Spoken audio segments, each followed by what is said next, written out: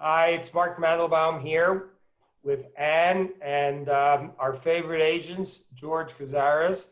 Hi, George. How are you? Hello. Hi, George. How are you? Hello, very good, Ann. Thank you. So we are having a webinar Zoom conference with George. George, as many of you know, have been one of our longest, most loyal, and dependable agents who've been selling a Lanterra product for all these years. The reason George is here is not just because he's a great agent, sells a lot of Lanterra homes. The reason he's here is because George has very, very incisive observations of the market. He's been bang on almost every time I read one of his emails or WhatsApp or messages. I know that he sends them out to his client base. And I think a lot of people would be very interested to hear, George, what you have to say. Now, we're talking on a Tuesday morning after the province locked us down again here in Toronto. We're all uptight about that. You know, COVID's been up, down, backwards, forwards over the summer into the fall. And now we're heading to the end of the year. We just had an election that's wreaked havoc. The province is doing this. The federal government is doing that. Interest rates are what they are. And you've been front row the whole time. So over the COVID period, I gave you our best sellers. He's been steadfastly supportive of Notting Hill, Glenhill, Scollard, and it's before COVID. Now we're getting back into it again, and we love that you could be with us, George, and tell us where you think the world's going. I just want to say this was like what, George? It was about 15 years ago with Maple Leaf Square was the first time we met. And it's because I saw your name you registered a few times. And I thought, okay, I only can have a certain amount of people. I'm going to invite this guy in. And since then, our relationship has been amazing for 15 years. Not only successful for you and for us, but for all the people that you have guided and helped them succeed in real estate, in their investments, and how you've held their hand all these years. We've watched you carefully, really cherished relationships that you've created with your family and friends and others. Thank you so much, Anne. And I do cherish the relationships with my client base as well as with Lanterra. In the early days, Maple Leaf Square and then ICE, and then most recently this week, we did 4 deals at Notting Hill. So I'm seeing the virus as an opportunity to buy, really. I mean, the wait and see, the majority of the population is probably in that wait and see mode since April. But my clients are using it as a buying opportunity, especially with pre-construction condos, because it's a 4 to 5 year play. So we know the here and now, the downtown Toronto, the city of Toronto, Canada as a whole, the quality of life. It was in recent reports #1, and we're just using it as a buy opportunity. But I want to take us back to some of the other wrenches in the system, as I like to call it. And today there is a wrench in the system. It's an extreme wrench, and to my surprise, even prices are at all-time highs. The 905 is on fire as a result of the current here and now, which is temporary in my opinion, the exodus out of the city. So I'd be a seller of 905 real estate, especially freeholds, and buying 416 condos. That's personally what I would do. I think the virus is temporary. With a vaccine, it's gonna create a bit of a surge. When it's totally killed, in my opinion, there'll be a surge in the 416 like never before. So I just want to take us back to SARS. SARS was in 2003, and during SARS, I bought 2 1-bedrooms right in front of the Air Canada Centre. Not you guys yet, Mark, because Maple Leaf Square came in 05 and 06, and then ICE following 09 and 10. But I bought 2 1-bedrooms. It was a ghost town downtown. similar to the situation that's down there right now. Nobody was around, sales offices were empty, and it was a temporary situation. So I bought 2 one-bedrooms, I remember back then, 560 square feet for 165 and 166. Wow. That was in 2003. So those one-bedrooms, even with the cooling south of Bloor, they're still worth 500,000 today.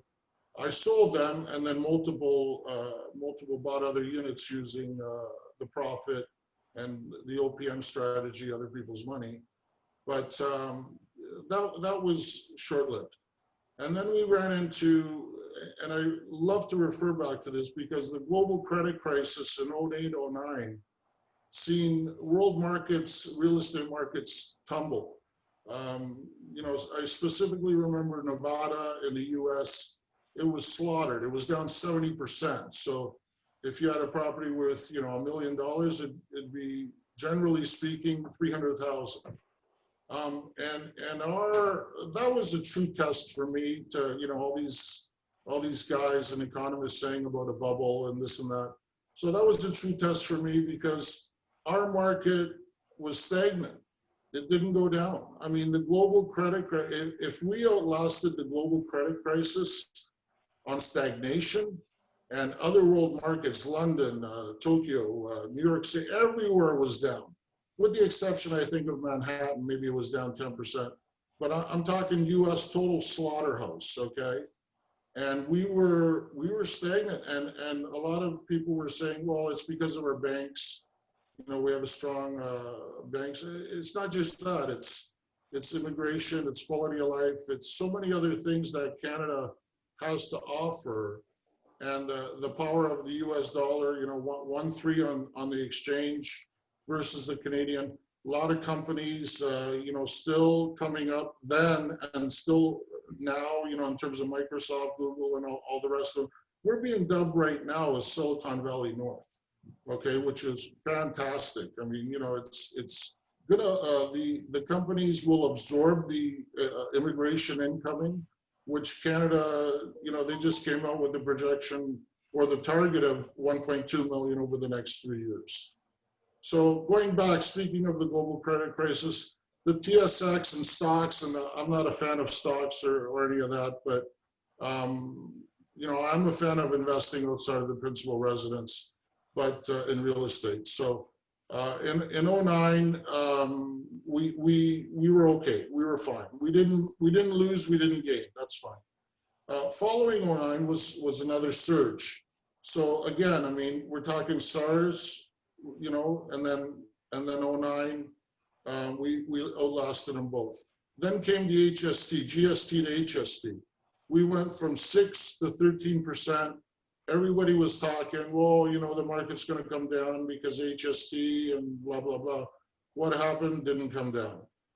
Then came the government policies on the foreign tax. You know, I think that was 17. So what happened? The detached market got kind of slaughtered a bit. Condos surged, you know, so again, I mean, condos, pre-construction condos, entry-level asset, affordability, lifestyle, and that's another thing with lifestyle. I mean, a lot of people are leaving the city right now and going into the 905, 705 and buying one door, so to speak, as opposed to mass living that the condo, you know, because of the virus, right? But that's going to be temporary. Those people that are moving the city, it's a totally different life in the 905 and 705. My son tells me all the time, Dad, you know, what do you guys do at night living in the 905? Nothing. You have a boring life. I want to be in a condo at Shops on Don Mills. I love that lifestyle. I want to be restaurants, sporting events downtown, all the nightlife, all the downtown and 416 has to offer, as opposed to living in the 905. So my thinking is that is basically short-term knee-jerk reaction to let's get out of the city and buy some. I'm telling you, that's not going to last. They're going to end up, in my opinion, coming back into the city. That's going to create a surge in the 416. The other thing is we have limited immigration right now. So basically a trickle is coming in. 400,000 in 2021, on average, will be coming into Canada. Vancouver, Montreal, and Toronto are going to get the majority of that. Toronto, I don't have the data in front of me, but I think Toronto will get the majority over Vancouver and even Montreal. So that's going to help the condo market sustain itself, where the current here and now south of Bloor, because of the rentals and because of the government saying the tenants it's okay not to pay your rent, is creating a little bit of a sour note, so to speak. Okay. So again, George, let me ask you this. Yeah. George, let me ask you this. If, let's say you get a telegram, I'm dating myself, you inherited $200,000 from some great aunt in Europe who you never met, so you know, okay. And knowing George, who wants to buy a condo, right? So I don't want to be too self-serving here. We're going to get to that later in the program. But and you know, you want to buy a condo. So like, where would you buy it? 1 bedroom, 2 bedroom? What stage in the like completion, pre-construction? You know, like what would you like? And this is for your kids. Like you're going to put them to college with this. Like, what are you going to do? I would buy 3 condos out of the 200,000, 3 1-beds or 2 1-and-dones or 4 studios. I would leverage that 200,000 instead of leveraging it. I would leverage it in 3 or 4 assets as opposed to 1. That's no, and I think we have to take notes because, like, if you listen to George, you'll make money. Well, sure, because let's say on the average, Mark, let's say on the average, the condo market goes up a very conservative 5% year over year. Okay, if you're providing a 20% deposit per unit, you're now 5 times. You know, you're leveraging an asset with only 20, with a fraction of the full value. So, you know, 20% deposit, you got, you know, 5% return. So your return on investment is 25% year over year, right? Because you're not putting 100% of the asset value. You're only putting 20%. So, all right, let me ask you this, okay? Because I want to like pick your brains, if that's okay. sure. So where geographically would you buy? Again, I'm not trying to ask a self-serving question, but would you be entertainment district? Would you be east side of town, west side of town? Would you go to the edges? It depends on where the value is, really, right? So we always look for value, GMT investors, and obviously location. So that's one of the reasons why, like the 905, I'm you know, saying sell the 905, buy the 416, because of the knee-jerk reaction of the virus. So you know, like your Royal York site, for example, Royal York and Eglinton, you know, the phase 2 of the LRT will go from Mount Dennis right into the airport. And then Royal York, for the people that are viewing the video, is very prestigious to West Enders. They know that. For East Enders that don't know that Royal York corridor, it's like the Bayview Avenue of the East End, right? So there's tremendous value at that site, under $1,000 a foot. You know, like you guys are, you know, I'm going to be real, and I always am real and honest. You guys are priced lower than some 905 sites, right? So, but I just wanted, Mike, sorry to interrupt. I just wanted to get back to some of the other things. So HST, GST, and then SARS, and then the other thing was the foreign tax. So my point with the foreign tax was, the government tried to throw a wrench into the system, and basically 2 years later, the freehold market's higher than it was in 17, 18. So, and people might have been, you know, foreigners might have been using relatives to buy to get around the tax. You know, I don't know. There was some speculation about that. So next came the government introduced, you know, what I don't know what they were thinking, but I hope for their next meeting they would call, you know, maybe Al St. Clair or Sam McGrady or Zia Abbas, some real live and breathe the street type guys, because I really don't know what they're thinking with the mortgages and the qualifications at 479, where 5-year money today is 1.6, 3 times the rate we have to qualify for. But meanwhile, they're saying that We can afford the 1.6, but we can't qualify for the 1.6. So buyers having to go around the system using B lenders and C lenders to become first-time home buyers. What that also has done has created renters to be able to own. Okay, so renters, when that was introduced in 2018, the rental market surged 20 to 30%. Okay, in 2018, 2019, as a result of the restriction that you have to qualify at 479. I think it was 5.25 back then. So they lessened off a little bit, but it totally doesn't make sense to me. So the renter has to pay higher rent. They lost out on 100,000 or 200,000 in capital appreciation during that time. So now prices are higher and they still have that, you know, qualify at a 5-year 479 rate, but they most likely could afford the 1.6 or 2% rate. So what my point is that every time the government intervenes and tries to hold back a free market, okay, and that's what we are supposed to be, a free market, supply and demand, right? Every time they intervene, they always tend to screw it up, to be real, you know. So again, that happened in 18, and now we are in 2020.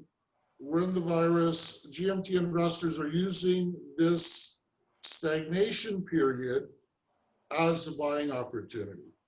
Okay, and the 905 is going nuts. I think it's a knee-jerk reaction, and I think that the city of Toronto will not be the ghost town that it is today, south of Bloor. I think it's going to come back with a surge and a vengeance that we've never seen before. Yeah. Oh, that's great. I got to tell you, as always, George, you're amazingly insightful. Let's take a moment to just spin through some of the projects that you've been very active for us. Sure. Always appreciate your loyalty and your dedication. Karina's going to put up some slides, and you'll tell us maybe a little bit about why you think these are great projects. And then after that, I'd like to have a little bit of fun going down some memory lane. So lately, George, you've been very focused on our Glenhill condominium project with great success. You brought in a lot of purchasers. As you probably know, I'm going to be living here, and it's in the epicenter of a community that I'm very familiar with. I spend more time on this project than on almost any other project. It's a jewel. But tell me what attracts you the most about it. Well, number one is the location. You know, I mean, the Bathurst corridor. I love Bathurst Street, and it's a boutique building, really, with 112 units. So it's not a tower with 700 or 800 units, and the sizes, I believe, are from 1,000 square feet to 6,000 or 7,000 square feet.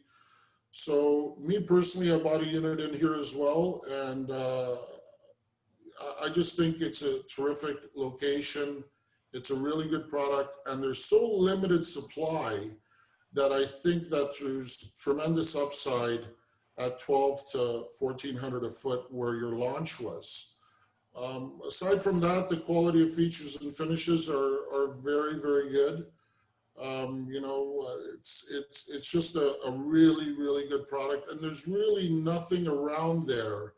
There's no saturation around this area. So for you guys to introduce a boutique building like this with a 22-room hotel, I just love that concept. On-site restaurant. This is something that that's truly, in my opinion, should be at least 1,500 a foot in a better time. What I mean is better time.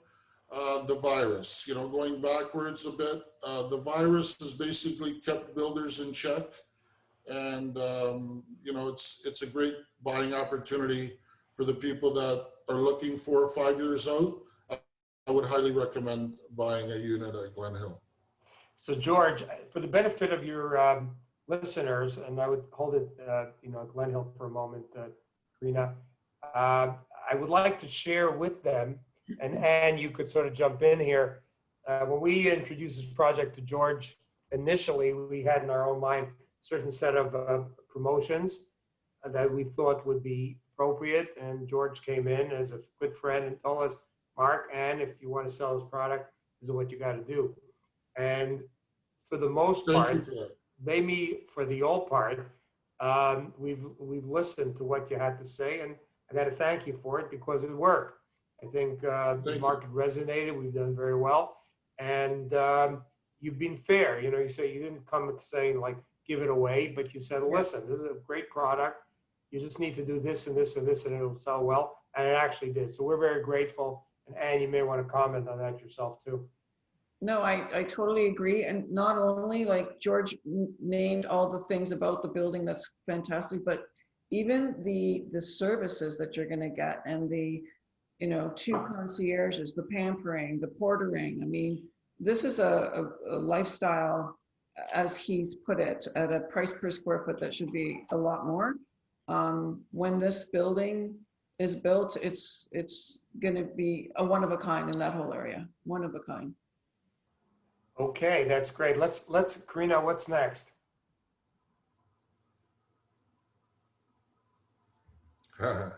So George, just give you a heads up, you heard it here first. We were not very active on Scollard in the last several months because of COVID for a large part, and we just got our permit. So there's going to be a huge amount of construction activity. But George was one of our early, very, very, very loyal and supportive agents, brought a lot of purchasers in here. We do think that at the end of the day, this is going to be the best building in the city of Toronto. And George's clients are going to be really, really, your clients are going to be really happy about it. We are going to come out in January with a new release of smaller units. And we're going to have the opportunity to have a chat with you about those. We're very excited about it. That's going to be a very spectacular release of new units, which obviously we're going to be looking forward to doing a lot of business with you. But what do you like so much about Scollard? Well, it's you know, within 2-minute walk to Yorkville. I mean, Yorkville is the best location in Canada, in my opinion. You know, it's Bay Street. I like Bay Street. I like University Avenue. Those are the two kind of two main streets in Canada for investment. So I love Bay Street. I own properties on Bay Street. I also bought a 50 Scollard here. 50 Scollard is located at Bay Street and Scollard. Just like I say, 2-minute walk into Yorkville. 10-foot ceilings. This is a truly amazing tower. I mean, the product that you guys have put together here with that high-end property management, as Anne says, you know, valet parking, all that jazz. And you don't get the human traffic in these buildings. I can't remember the unit count, but you don't get the human traffic in a building that's 41 stories that doesn't have, you know, 300 square foot studios to 2,000 square feet. You've got really, really good size units here, and the unit count is very, very small compared to a 41-story building with 700 or 800 units within the tower. Well, we're very excited, and you're going to see a lot of action on the site and a lot of action in the sales office starting in January. And we look forward to sharing that with you. We will pick your brains like we always do. And you've always been there for us. So I think we're up to Notting Hill, right, Karina? What are we up to now? There you go. You see, like, there's a lot of activity going on there now. So Notting Hill, now you've been very, very, very vocally supportive about Notting Hill. You sold a ton of units, and we're excited about it, especially. We sold quite a few just this past week. Give us your views about Notting Hill, and Anne wants to jump in here. Sorry. No, I was just going to say that he's been very active the last couple of weeks with Notting Hill and been selling quite a few units again. Yeah, so Notting Hill is at Royal York and Eglinton, 4000 Eglinton Avenue West. Again, I mean, there's really nothing around here. There's no saturation, which in my opinion hinders tremendous upside that we GMT investors are looking for. You know, I constantly love this area. It's surrounded by golf courses, greenery, as you can see illustrated in the pic. There's going to be 4 towers with a park, proposed park with ground floor retail. Under 1,000 a foot, guys. Again, I mean, I sold, I believe, over 75 units. I've also bought multiple units here myself. Just tremendous value. I mean, if you compare York Region or you know, Highway 10, Mississauga, which is full of saturation, compared to this site at Royal York and Eglinton, there's tremendous value at 1,000 a foot. It's just phenomenal. And you guys have recently introduced a 2-year deposit. This is just a beautiful thing. 5%, I believe, the last deal I wrote, 3 months, 5% in 6 months, 5% in 425 days, and then 5% in 720 days. So 20% down. Just we're just killing it here. It's really. So George, really you want to hear the good news or the bad news? Well, the bad news, I know you're going to spike prices. I mean, that's the bad news. But, okay, so I what told is the you good he's news? smart Go guy. ahead. Well, the good news is that you locked in all those units. Your clients are going to be very happy, and that LRT is going to be there before the building. It looks like we're spending a lot of time with the engineering staff to sort of make sure our sewers are where they're supposed to be. So that subway's coming pretty fast. Yeah, and according to Christopher, I think he said that it's going to be below grade. The actual right at Royal York. It's going to be above grade at Scarlet. And, you know, by the way, now we know that you could get to work by bike too from there. And it's a really nice ride. So that's terrific. Anyway, so George, I think in a few minutes left, I think for the benefit of your listeners and for all of the people that are going to be watching for us, I think I'd like to spend a few minutes and share with everybody. One of the things Lanterra invented, we were kind of emulated, was these trips and just getting to know the people that we work with. And George has been there from day one. And you know, I asked Karina to actually go back and kind of share, you know, some of the imagery. Now, I got clothes on there.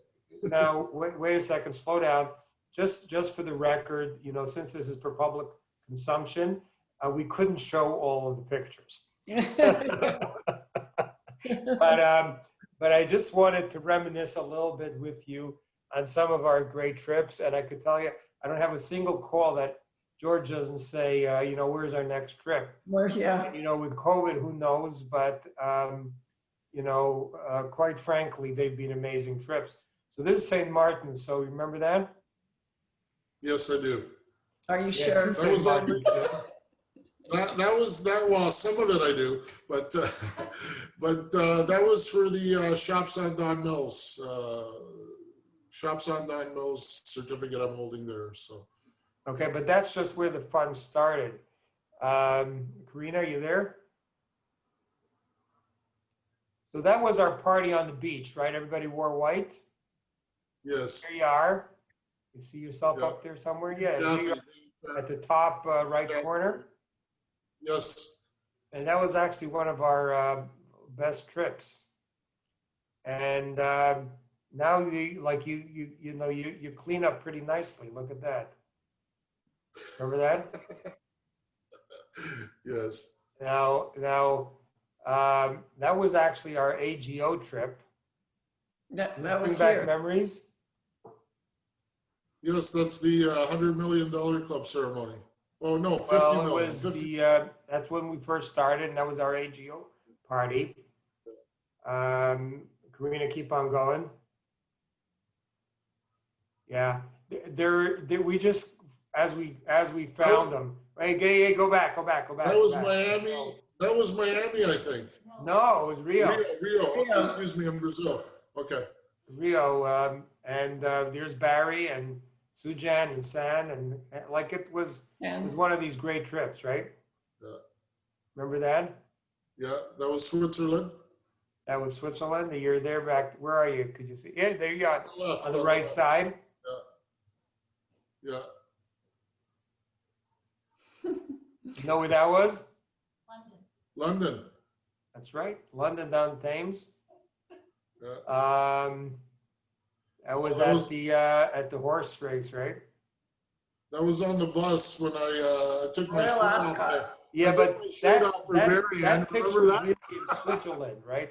The one on the left is at the Ascot Yes, what's it Royal called? Ascot, yes. Royal Ascot, yeah. But that was tell me the truth, that was probably the most expensive jacket you ever bought, right?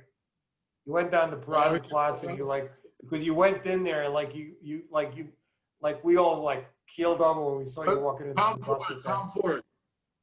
Yeah, yeah, that's right. It was a Tom Ford jacket. You looked like $1 million. It was a suit. absolutely amazing. It was a suit, actually. It was a suit. Yeah, you still have it? Yes. I can't fit it into it anymore, though. I'm too fat. That's what the virus does to you, right? That's the other negative of the virus, right? So Karina, what else you got? Oh, that's a nice one. boy. Like, what were you, 25 years old then? That was in Miami. That's back in the early days. I think that was one of the first ones, right? Was that the Maple Leaf Square one? 2007, I think, Anne? 2000, I don't know, something like Maple Leaf Square, first project. that. Yeah. Wow. Looked pretty good. And you didn't change a whit. No, Anne still looks the same. So do you, George. I don't know about that. Let's move on. Okay, this was, you'll never guess, right? Well, it's a night I don't remember too well. It was Brazil. It was Brazil. I got to tell you, the gala in Rio was probably the top event that we've ever did. And it was like amazing. It was Yeah. mesmerizing evening up in the mountain. Really was. Overlooking Rio. Yeah, keep on going. Oh, Miami, our last trip. Super Bowl. That was pre-COVID. February. Super Bowl. Anybody ever take it to the Super Bowl? Like I tell you, when we first came up with the idea of the Super Bowl, first thing is I called up George and I said, George, we're racking our brains out trying to figure out what to do. And I said, we're taking you to the Super Bowl. You have anything else to do in January? And the rest was history, right? No, it was a very good trip. So that was actually, that was probably Miami, right? Another Miami trip, yeah. Was that the Heat trip? Yeah, that was when the Heat, right? Yeah. They didn't win, but what could you do? Great times.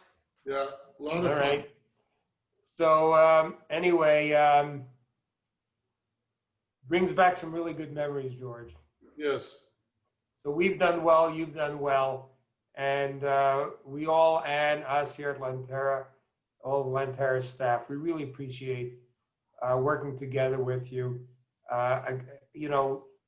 Besides being able to sell condos, somehow or another you get your finger on the pulse, and we wanted to be able to share that with your audience and Lanterra's audience, and it's been great having you.